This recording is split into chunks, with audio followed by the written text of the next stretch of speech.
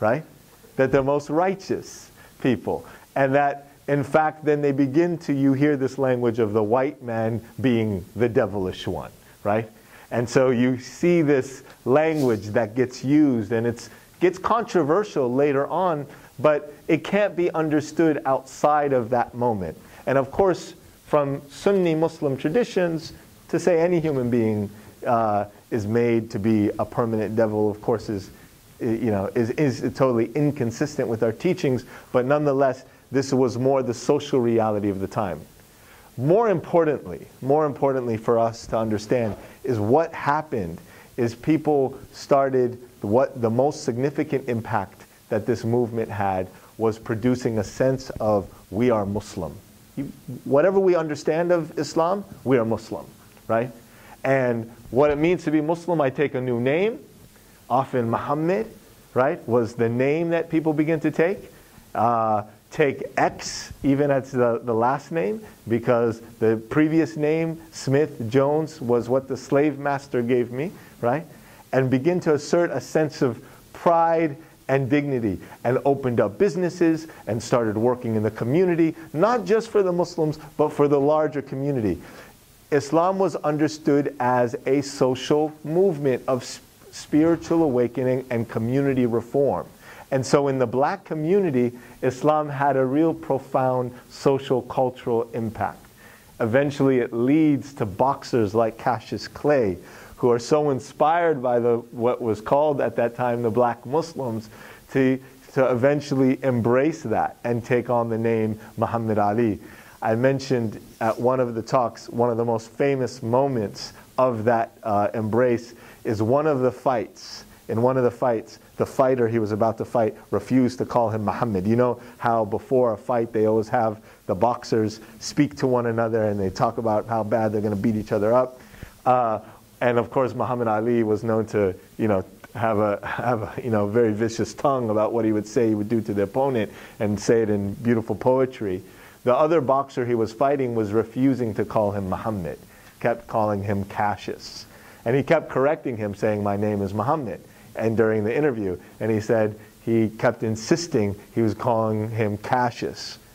And it took until the fight, and Muhammad Ali could have probably finished the fight in 2 rounds, right? But extended the fight 3, 4, 5 rounds. So, and every time he would hit him, he would say, what's my name?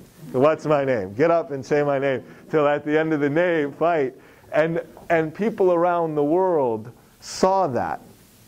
And it was a real defining moment for Muslims because, of course, it also came across the world at a time of colonial mindset. To see a Muslim in America, and Muhammad Ali probably became not only the most famous Muslim in America, but on some levels, maybe the most famous Muslim in the world at the time. Of course, influenced by Malcolm X. Now, at the time, after 1965, immigrants, more and more immigrants from the Arab world, from Lebanon, Palestine, Syria, Pakistan, start coming to America. And so for the first time, now in the 70s, you begin to have Muslims from Indonesia and all parts of the world, because immigration restrictions are opened in the US, in great part to the struggles of the civil rights movement, and people like Martin Luther King Jr., and of course people who struggled with him to help change America at that time, to begin to welcome people from other parts of the world. And now in the 70s and 80s, you begin to see a very different generation of Muslims coming up, which leads us today to having perhaps the most diverse Muslim population on the face of the earth in America, right? More Muslims from any part of the world you can find in a city like Chicago, New York, Los Angeles, than you can find anywhere else in the world. Perhaps even more diverse sometimes than you would find in Mecca, because of the quotas during Hajj, right? Because of the quotas, the restrictions that you still have on who can come to Hajj these days. So you have that type of diversity in America, and of course that begins to change, even the people like Malcolm, because now they're exposed to a broader understanding of Islam.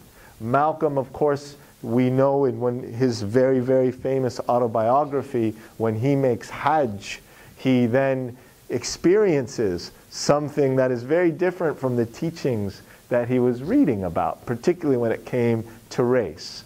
Because in the very famous letter he wrote back to his wife, he said, I broke fat, I ate, I slept next to, I made umrah with people whose skin was as white as any white American, but I felt nothing but brotherhood with them. So that idea of race, for him, he understood in Islam, is very different. And he came back to America even more convinced that Islam could help cure some of the diseases of racism in America. And in fact, Malcolm had a profound influence on many white Americans converting to Islam. Some of the greatest scholars, American Muslim scholars right now, people like Sheikh Hamza Yusuf, I don't know if you've heard the name, Dr. Farouk Omar Abdullah.